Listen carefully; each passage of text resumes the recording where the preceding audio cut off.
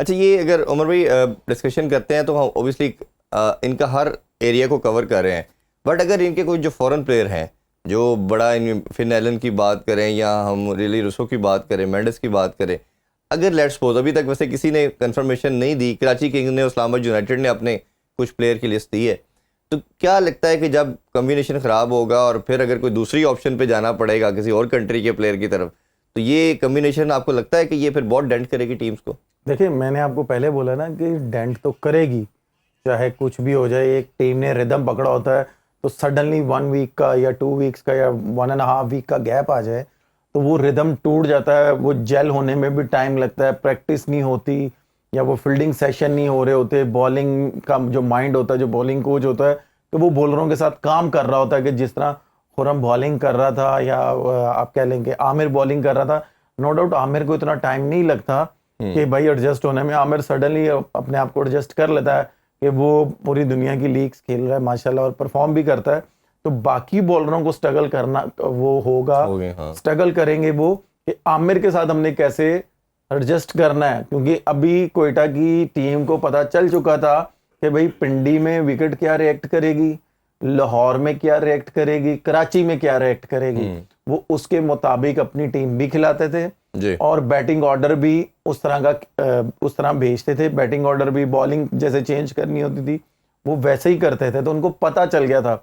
अब देखे ना कि बैटिंग में जो हसन नवाज है वो उसने जो रिदम पकड़ लिया था, पहली बात तो ये है कि मैं एज ए प्लेयर मुझे खुशी होगी कि वो उसी रिदम को कंटिन्यू करे। फहीम अशरफ है, वो जैसा परफॉर्म कर रहा था एज ए ऑलराउंडर, मैं तो कह रहा हूँ कि जितनी भी टीमें हैं जो ऊपर टॉप में खड़ी हुई हैं कि वो इरफान खान न्याजी है, ये उसी तरह वो बड़ा अच्छा परफॉर्म उसी तरह अपने आप को एडजस्ट करें और उसी तरह की प्रैक्टिस करके और वहीं से वो स्टार्ट करें, तो मुझे ज्यादा खुशी होगी। जो कि एज ए क्रिकेटर थोड़ा सा मुश्किल लगता है कि भाई रिदम टूट जाए तो दोबारा रिदम पकड़ना थोड़ा सा टीम जो जेलिन की बात हम करते हैं कि जब आपका एक कोर है 11 लड़कों का, वो जब खेल रहा है और उनमें से कोई 2-3 प्लेयर भी अगर आगे पीछे हो जाते हैं तो बड़ा मुश्किल हो जाता है। आप देखें ना कि जिंदा मिसाल इस्लामाबाद यूनाइटेड की जी, आप ये देखेंगे 5 मैच उन्होंने कंटिन्यूस प्लेइंग 11 जो उन्होंने बनाई थी उसके साथ खेले हैं, ठीक है। उसके बाद अगले 4 मैच उन्होंने हर मैच में 3-3, 4-4, 5-5 भी की उन्होंने, 6 चेंजेस की हुई हैं। तो उसके बाद आप देखें कि एक भी मैच नहीं उन्होंने विन किया। अब तो क्वालिफिकेशन भी उनकी खतरे में है। मैं वही बता रहा हूं ना, ये डिपेंड करता है कि भाई आपने रिदम जब पकड़ती है ना टीम, तो उसको फिर पकड़ना बहुत मुश्किल होता है जी।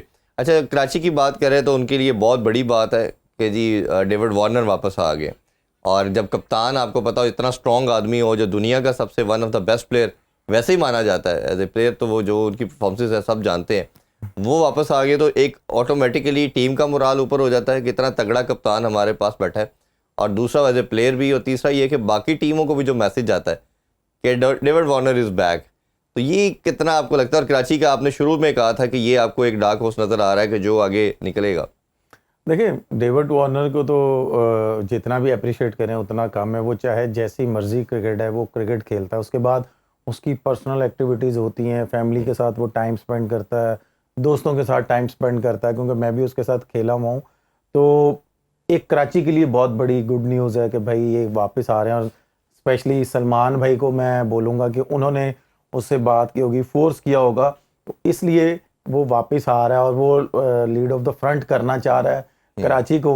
जो कि मैंने आपको पहले बोला था कि कराची के जो 2 वीक एरियाज हैं, तो वो अगर फिल हो जाए तो कराची सबसे इस वक्त डेंजरस टीम होगी PSL की। आप ये देखें कि अभी सिर्फ एक ने परफॉर्म किया तो कराची ने कितना बड़ा बूस्ट मारा है। बिल्कुल ऐसे ही। अगर नंबर 4 और नंबर 6 ये दोनों बूस्ट मार दें तो मेरा नहीं ख्याल कराची पीछे पलट के भी देखेगी, क्योंकि इनकी जो टीम है ऊपर से लेके नीचे तक, इनके बेस्ट ऑलराउंडर्स भी पूरी दुनिया के चल रहे हैं, ठीक है, ओपनर्स भी चल रहे हैं, bowling as a bowling unit भी इनके पास बहुत अच्छा है, कंप्लीट। हाँ जी, कि इनकी प्रॉपर एक टीम है, कि वार्नर ने एक प्रॉपर टीम बनाई हुई है। मिडिल ऑर्डर नहीं कर रहा था, बट एक 2 मैचेस में खुद अच्छा किया। इरफान खान न्याजी ने मैच जिताया। मैं वही बता रहा हूँ ना कि इरफान ने एक मैच अच्छा खेला, तो देखें कि कितना अच्छा वो मैच निकाल के ले गया। नो डाउट के उसके एरिया में इन्होंने बॉलिंग की है लाहौर ने, लेकिन मेरी यही दुआ है कि ये दोनों परफॉर्म करते रहेंगे तो कराची को ये आराम से जितवा सकते हैं। बिल्कुल ठीक है। तीसरे नंबर पे जी इस्लामाबाद यूनाइटेड है। हम ऑलरेडी इस पे बात कर चुके हैं, लेकिन इसमें 2-3 प्लेयरों का भी बात करते हैं। एलेक्स हेल वापस आए हैं। फिर इसी तरह वेंडर डुसन की बात करें, वो दुनिया के one of the best player हैं।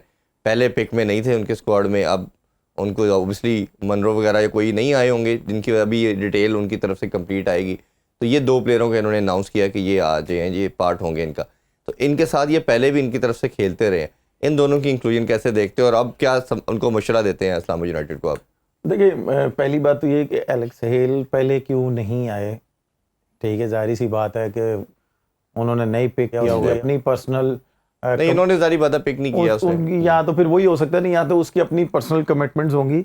लेकिन अब वो वापस आए हैं तो इन्होंने इस्लामाबाद के लिए बड़ा अच्छा परफॉर्म किया है। लेकिन मैं अभी एक चीज़ देख रहा था, जो मुझे सबसे अच्छी चीज़ ये लगी कि शादाब को रेस्ट मिला है, शादाब वापस आया और शादाब अपनी प्रैक्टिस कर रहा है। जी समझ रहे हैं, शादाब अगर लीड करेगा तो शादाब को पता है कि भाई मैंने किस प्लेयर को कैसे यूटिलाइज करना है।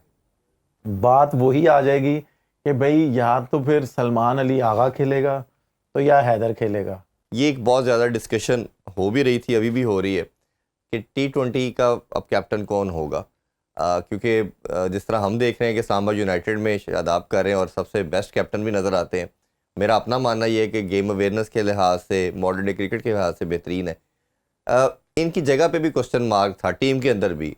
सलमान अली की बात अगर करें, बट इवॉल्व हुआ ये लड़का, इसने अपनी गेम को चेंज किया, बेहतर किया, इम्प्रूव किया। सबसे शायद इम्प्रूव प्लेयर कहना चाहिए तो वो यही नज़र आए। अब इनको कप्तानी भी मिली है, तो आपका क्या ख्याल है दोनों में से ज़्यादा बेहतर ऑप्शन कौन सी है पाकिस्तान टीम के लिए? देखिए, पहली बात तो ये है कि आपने सलमान अली आगा को बनाया है तो आप एक सीरीज़ या 2 सीरीज़ों के बाद तो नहीं चेंज कर सकते उसे। और उसने जैसी वहाँ पे परफॉर्मेंस दी है वो भी उसने बहुत अच्छी की, उसने अपनी गेम चेंज की है। और सबसे बड़ा क्वेश्चन मार्क ये है कि नो डाउट शादाब कैप्टन सही है, वो अपनी फ्रेंचाइज की तरफ से बिल्कुल ठीक कर रहा है। लेकिन आप ये देखें कि एज ए कमबैक सीरीज़ें उसे मिली हैं, उसने परफॉर्म नहीं किया। हाँ, मैं यहाँ पे ज़रूर बोलता कि अगर वो कमबैक सीरीज़ें इतनी आउटस्टैंडिंग करता कि मैन ऑफ द सीरीज़ें होता, चाहे सीरीज़ हम लोग ना जीते, मैन ऑफ द सीरीज़ें होता, परफॉर्म अच्छा करता, ओवर्स अच्छे करता, विकेटें लेता, तो सबसे पहले मैंने हाथ खड़ा करना था कि भाई फॉर्म में आ गया वापस, आप इसको कप्तानी दें। आप अभी आप ये देखें कि क्वेश्चन मार्क सबसे बड़ा ये है कि क्या ये अगली सीरीज़ खेलेगा, क्योंकि इसने कमबैक सीरीज़ तो अच्छी खेली नहीं है। बॉलिंग में खास तौर पे स्ट्रगल करते हुए सर बैटिंग में भी नहीं ना इतनी अच्छी की। आप सबसे पहले, लेकिन हमें शादाब एज ए बॉलर चाहिए ना, बैटर तो हमारे पास बहुत है। शादाब की यूटिलिटी तो है ही एज ए बॉलर। आप ये देखें ना कि शादाब ने न्यूजीलैंड में भी जाके नंबर 4 पे खेलता रहा, आपके बैट्समैन नीचे आते रहे जी। ठीक है, जो एज ए बैट्समैन खेलते थे वो नीचे आते रहे हैं कि यार चलो परफॉर्म कर दे as a player, as a senior player. उससे नहीं हुआ, उसे बॉलिंग करवाई तब भी उससे नहीं हुई।